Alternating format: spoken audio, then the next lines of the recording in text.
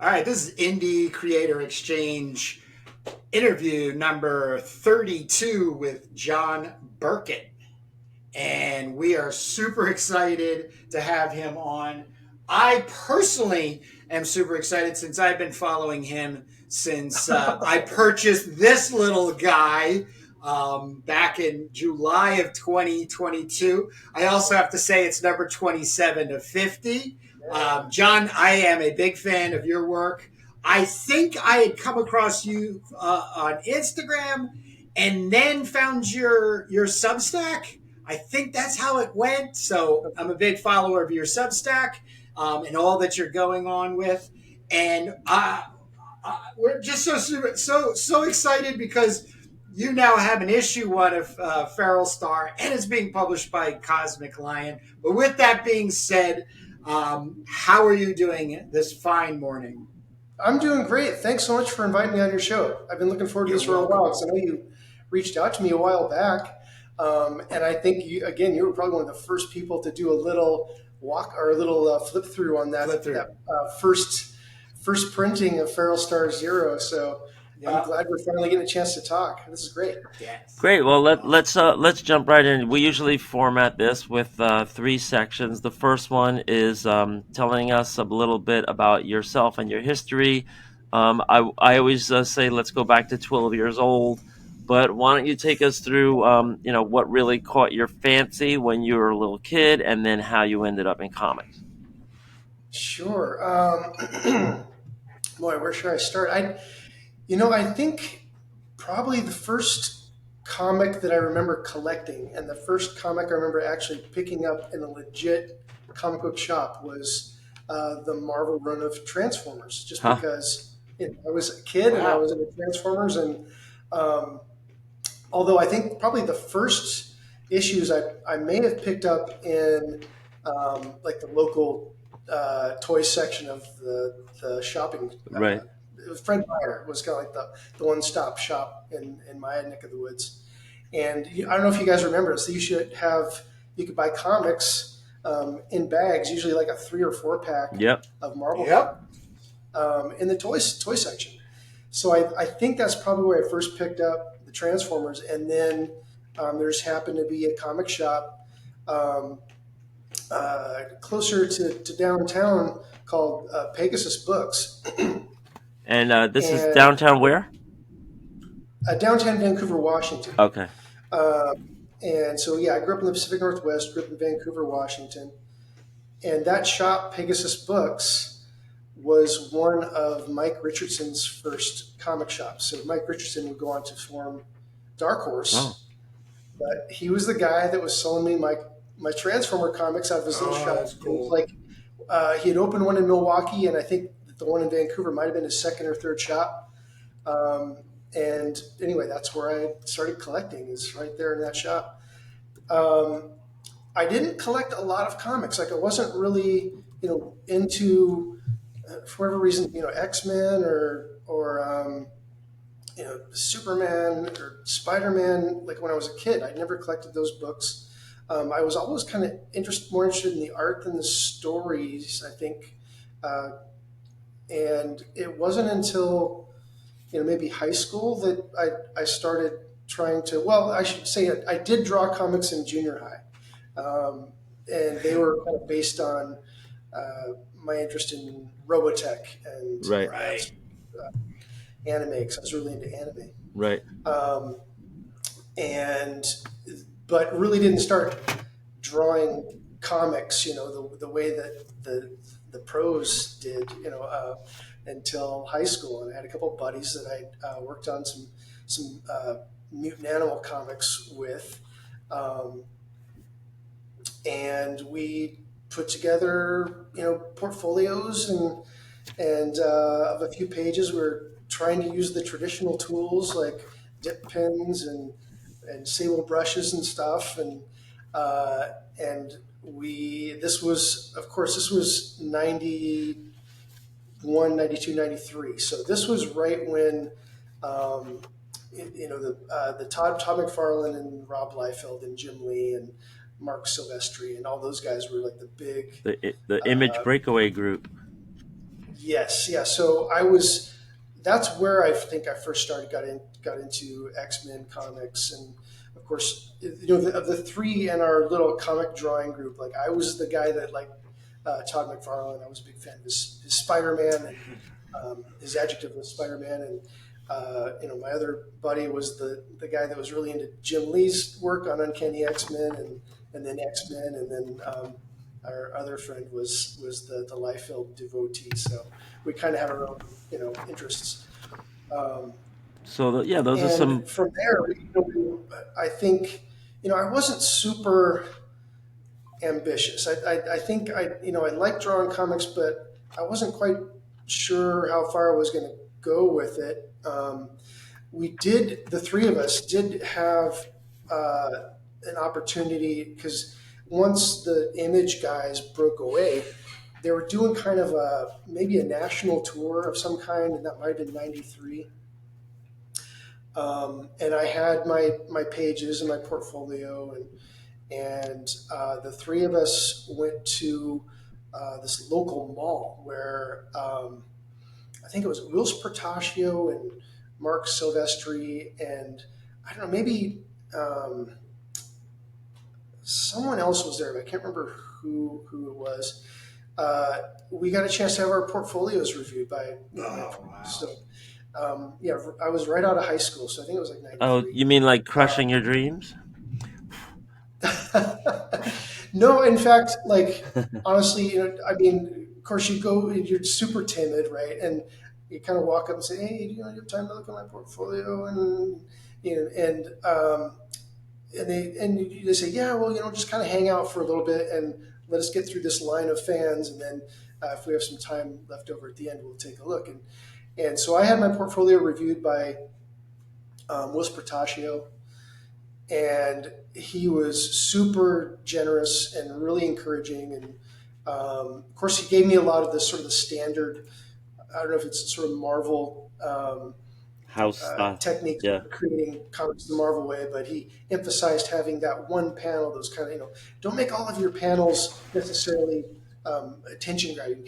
Make sure to have one impact panel. I think is what he called it. One that really sort of is your highlight, and then have these other storytelling panels that kind of Supplement. Yeah. draw your attention to that one moment, right? So there were sort of these formulaic things that they told us that were helpful for telling the kind of stories that they were telling. Yeah.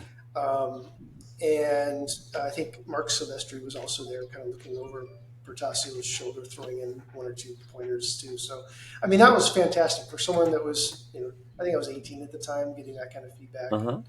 Um, but as it would happen, it's like, and I'm sure this happened to a lot of people that were interested or thinking about pursuing comics. Like if you go on to, this was back then, if you went into a college art program,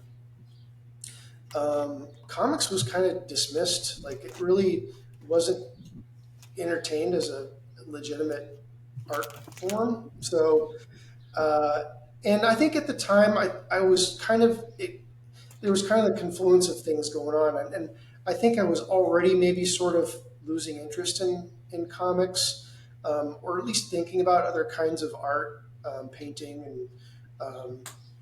And so I kind of fell out of my comics drawing practice as I was starting to take life drawing classes Yeah. and other things the required classes in college art programs.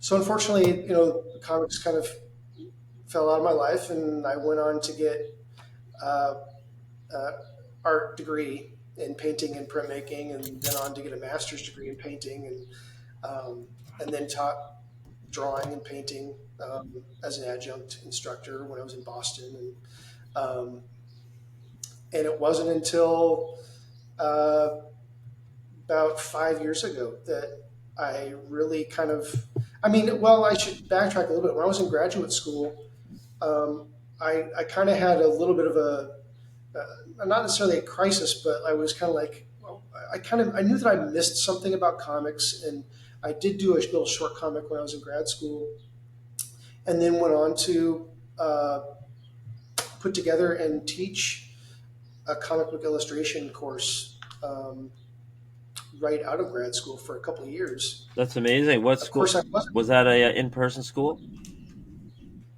Pardon me. That's amazing. Was that an in-person school? Yeah, that was through continuing ed at the Massachusetts College of Art in Boston. Oh wow. It was it was for credit, Yeah. and I used Scott McCloud's book Yeah. and the Eisner books as kind of a textbook, I guess, or a way to help me put together the class. But I wasn't. I kind of was maybe a bit of a phony because I wasn't drawing comics at the time. I was still doing abstract painting in the studio, um, but was still interested in comics and talking about comics. Um, and that was kind of a way for me to keep my head in Uh-huh. comics. I was also I was starting to collect again Right. at that time. Like um, Blankets had come out, which was really sort of eye opening to me. That's Craig Thompson's book. Like I really like that sort of lush brush pen thing that he had going on with that book. And I started looking at other indie stuff and some European comics and more Art Spiegelman and stuff that I kind of had missed out on when I was just looking at the image guys and not really looking beyond mainstream comics, Yeah. Right. and a little bit of manga. So when you were going through school, you did have a pursuit as an abstract painter, Yeah, right? yeah, I was painting most. I did have some. It kind of went back and forth, I should say. Like I was doing some cartoony stuff in the paintings, but it was not really like straightforward narrative painting. Okay. You mean like Coop and So, Kozik and those kind of guys, or like who? well, you say abstract, so it's hard to get a sense. But the painters that had cartooning, I think of Coop and Kozik, and kind of like those juxtaposed guys that were taking the piss out of a lot of famous characters. Yeah, I think. I Kenny mean, at the Sharp and time, I was whatnot. really looking at Philip Guston, who had kind of a Oh yeah. cartoon language, but was Oh yeah. painting. Kind of as I think it was described to me. Like the thing that really appealed to me is one of my professors had said that Guston was the kind of painter that he created a, even though it wasn't like a representation world, he created a believable world, and I think that really kind of resonated with me. That notion that you don't necessarily have to be a representational artist or draw what the external world looks like to create a believable world inside the painting. So that's kind of what I was pursuing with those that cartoony language. But as I progressed, I became more and more abstract, where I didn't have. It became more like um, early American modernism, like Arthur Dove and those types of Right. artists. Right. So So, then that's kind of yeah. So like you have some art. You have definite art background, and it sounds like you had a pretty interesting opportunity to teach a course on comics before you even really got serious into comics, right? Um, um, yeah. and all right. So let's jump ahead. Um, what is your discography? I have Feral Star 0 and 1. So were these the first comics that you put out? Uh, let's see. Was it the first one? Feral Star Zero was the first one that I started working on. Where, of course, it was 2019, and I'd already kind of decided I was going to go back into comics. Like I wasn't getting any real satisfaction out of what I was doing in the studio. So, and I think I just really missed storytelling, Right. uh, and I wanted to get back into art and storytelling. And 2019, I was like, okay, I'm gonna make some pages and sort of reteach myself how to create a story with words and pictures. Um, and as it would happen, I got a chance to teach another comics workshop through the local library where I work. And then we got that rolling. It was a lot of fun. And then the pandemic happened, Yeah. and I had a lot of spare time on my hands, and I started working on Feral Star. I was just like, okay, I've got the time. I'm gonna, take a big swing and try and put this comic book together. Uh, but I don't know if it was the first one. I think I started working on Feral Star. I got about maybe 16 pages into it, and that's when I made the acquaintance of the cartoonist K-Fave Ringside Seats group, and I had reached out to them, and I found out quickly it was a really supportive group of creators who were making their own books and collaborating, and I wanted to get in on that. And the first book I think that I collaborated on with them and had was published was the Darkest Image. So it was a spoof on the Darker Image book that came out. I think that maybe was the first appearance of Pitt and maybe the Max, and, Yeah, Shadow, all those guys. yeah, I'm familiar. So yeah, the Cartoonist Kayfabe group put together that book, Darkest Image, and I did a story that was based on Shang-Chi that was in Phantom Force, kind of the. Uh, Really? Yeah, that was it was written by and illustrated by Jack Kirby, and I think that maybe it hadn't been inked, and a bunch of the image guys inked the pages for it, and there were 4 or 5. yeah, and I think they put that out under the Tops Comics group, which was kind of weird, right? Okay. Yeah. And I didn't know very much about it at the time, but I just wanted to get involved, and so we did that story, uh, and uh, then I went on to do Darkest Image 2 with them. But it was sometime around that time in 2022 where I put out the mini comic. I may have. It was also through the Cartoonist Cafe group that I met Rocco Jerome and Eli Schwab, um, and Rocco was putting out his Ghost Agents books, and he recruited me to do a story for Ghost Agents, and that may have come out before the first Feral Star as well. Okay. And so you have a couple of credits, and then you're doing your own book. Um, and so what about the print run? You say here this is the third printing. Yeah, so I did a mini comic, the one you have in your hand. That was the first run. I did 50 of those, and then I did another mini comic that was color cover. So there's a mini comic out there as a color cover. That would be the second print run. The third print run that was done, the standard comic size, was done through. I did self-publish that through Comics Wellspring and added 4 pages. So that's a 20-page. The mini comic's 16, and the standard size is a 20-page. Has 4 pages at the end that are extra. And I printed that one especially for the Indie Comics Creator Con that happened in New Haven, Connecticut in March of this Right. year, which was a fantastic convention. I mean, Yeah, we're gonna be there we're gonna be there next year. oh, great. You're going to love Yeah. it. I mean, Oh yes, I can there tell was, already. oh, it's fantastic. Yeah, I don't think any of us really knew going into what it was going to be. Right. But again, there's a lot. There were a lot of the cartoonist kayfabe ringside seats guys that were tabling at that. Eli Schwab and Cosmic Lion were tabling there as well. Jim Lawson and Eric Talbot were there as guests, as well as Kent Landgraf. Yep. So, but we knew there were going to be a lot of great creators there to talk to, but we didn't know what the fan turnout was going to be like. So we're like, okay, if nothing else, at least we get to have a good time together.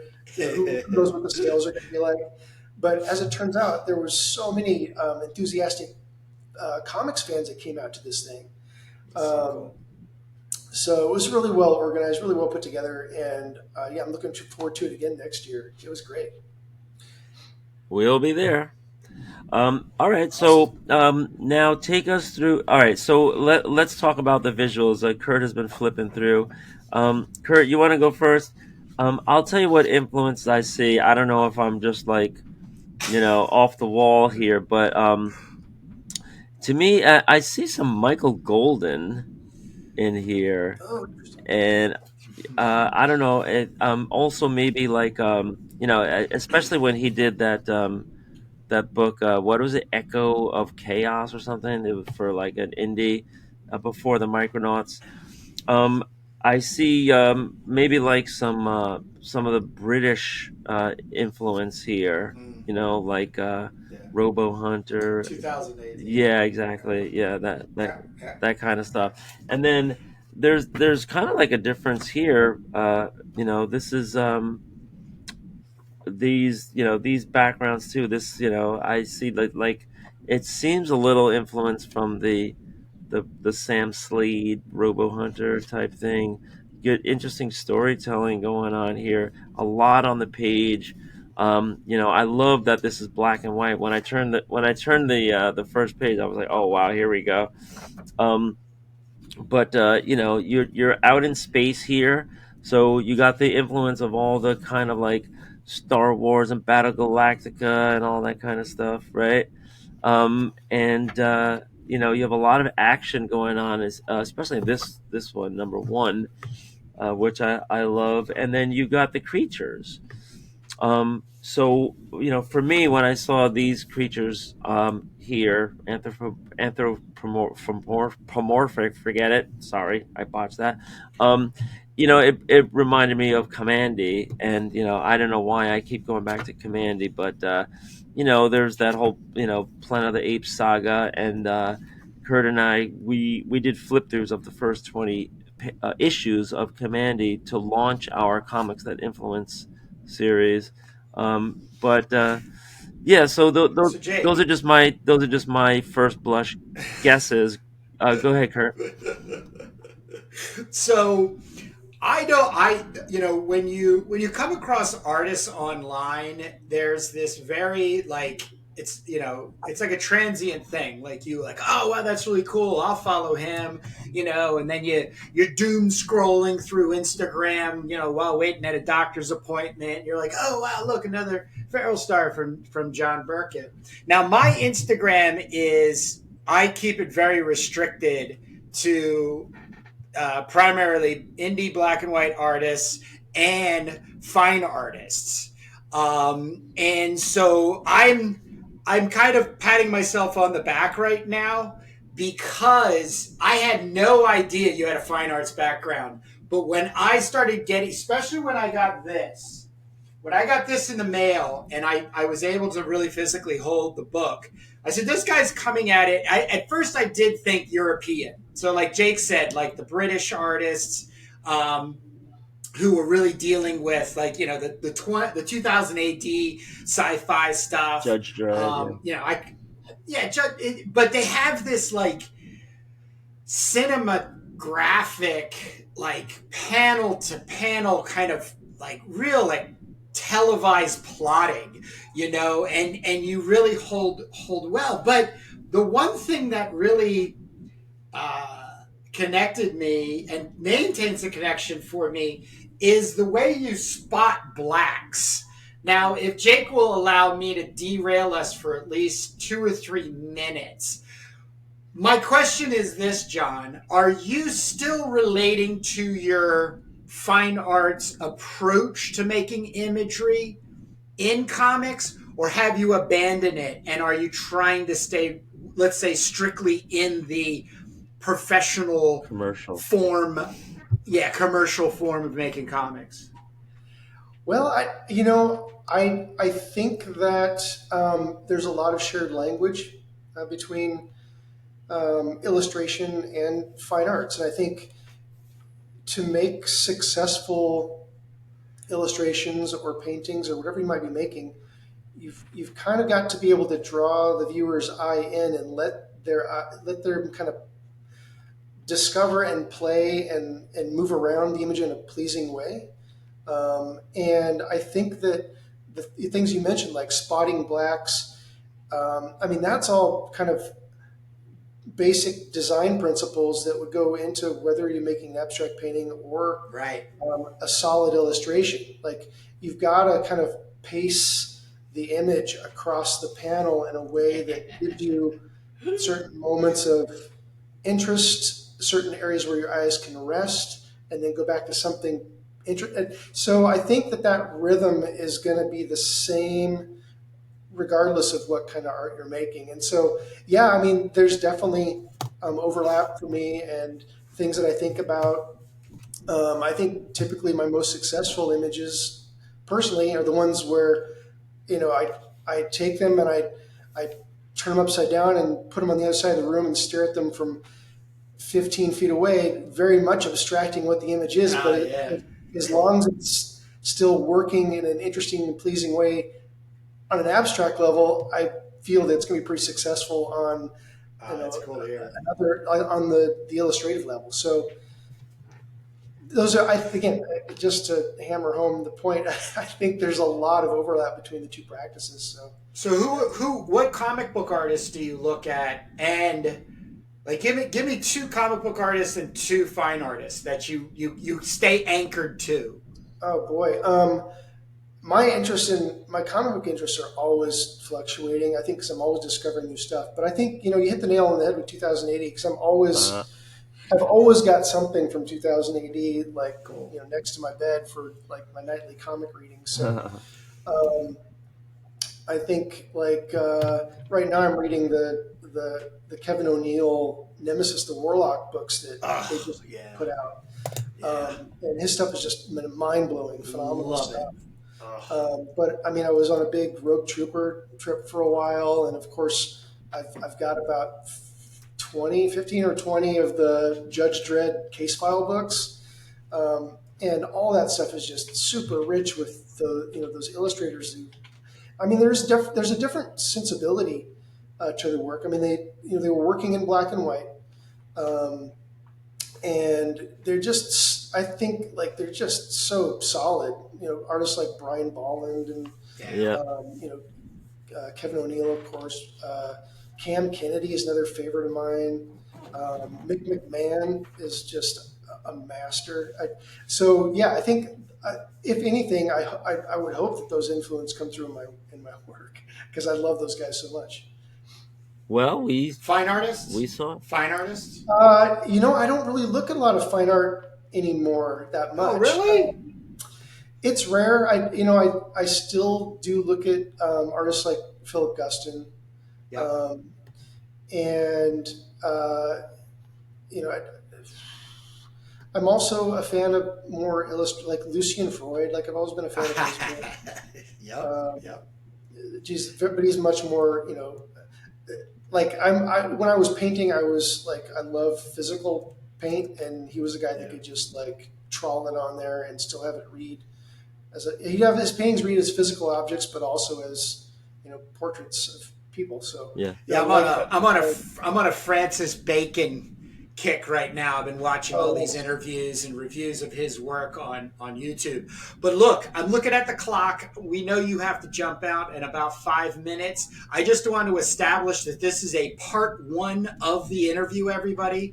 So we don't want anybody to think we're just jumping away from John and we're going to forget about him. So I do want to steer us to closing because we don't want you to have to rush back to doing whatever it is you're where you're at. I believe you're at work, and you're on your Yeah. lunch break. So we don't want you to to worry about that. But the big thing is, John, is congratulations, because you really have shown the step by step process. For being an indie creator and really putting things together. And of course, we're going to need your your feedback, because this is the indie comic exchange, creator exchange. So you have yours. Fantastic. So this is really where we'll pick up again, is where we'll look at both your work again and then ours. But taking us out, do you want to just give any, you know, plugs and what you're up to and where you'll be and all that stuff? Sure. Yeah. And again, yeah, thanks so much for inviting me on the show. I'm sorry, like I kind of cut things Not at short. But all. yeah, Not Sunday at is all. one of It's my okay. work days. I have to run one of the departments here. So, Yep. um, but yeah, in the meantime, yeah, you can find Feral Star One at Cosmic Lion Productions. That's the one that just came out. CosmicLionProductions.com. It's for sale there. It's also going to be solicited through previews, so you'll be able to order it. Your local comic shop. That's happening in the month of December. So I will be putting that out on social media when that happens. But yeah, we'll be getting diamond distribution for Feral Star One. Feral Star Zero, you can still buy from my website, which is www.johnburkettstudio.com. So if you're interested in Zero, you can buy that. It's still my self-published book. Eli and Cosmic Lion produced and published number one for me. Right. If you want to follow me on Instagram, it's also John Burkett Studio on Instagram. And I'll be at a couple conventions in the first part of November. If you're in the Seattle, Tacoma area, I'm going to be at the Short Run Comics Festival on November 2nd. That's going to be in Seattle Center. It's a one-day comics festival. I think it's kind of like an SPX type thing. I've never been before, so I'm kind of excited to see what that's about. And then the following weekend, November 9th, I'm going to be at Grit City Comic Show, which is another comics-centric show that it's the first time I'm doing it, so I'm looking forward to seeing what that's about as well. But I've heard good things about it. So another one-day comics fest. That's in Tacoma, Grit City Okay. Comics. And folks, this is 2024. In case you're wondering, in case you're seeing this later, but this is only the first time that we're meeting with John, so we will be back with him. And we did have to do this one kind of on the fly. Yeah, so there's a lot more to go over next time, and we'll just keep that in abeyance. But yeah, thanks a lot for coming on our pod here and starting the process. We will definitely be seeing you. Um, if you're not at the Creators Con, then we'll be seeing you right back here for another taping. And Yeah, absolutely. I'm definitely down to come back and yeah, I definitely want to talk about your book as well because I had a lot of fun reading this. This is great. Awesome. Awesome. Um, Something to look forward to. Teasing everybody. yeah, but yeah, All thanks right. again. Well, yeah. You're welcome. You're welcome. And, Jake and I have been going live, everybody, on our Sunday mornings at 10 Eastern time. And then we've been also inviting other artists on. Alex Turbin joined us, so we're having a good time there. This is the Indie Creator Exchange, which is where we reach out to a creator, or an indie creator reaches out to us. We exchange comics. We get on here and we just talk about comics, the process, the promotion, the future of them, and give each other suggestions and alike. And then we also have our Comics That Influence segment where, Jake and I lately have been going through these comic hauls, and I'm hoping we can actually get back to doing just some single issues and really tearing into some stuff and learning. Because I've kind of stopped buying comics right now because I need to slow down on the financial part of it. and also because I did buy these comics to show on the Comics That Influence. But other than that, can't thank John for taking the time for joining us, and we look forward to having another kitty chat on comics again. But other than that, Jake, I will see you next Sunday. thanks, everybody. See you, Kurt. Yeah, thank you, and I'm definitely looking forward to coming back. Yep. Bye, Awesome. John. Good meeting you, man.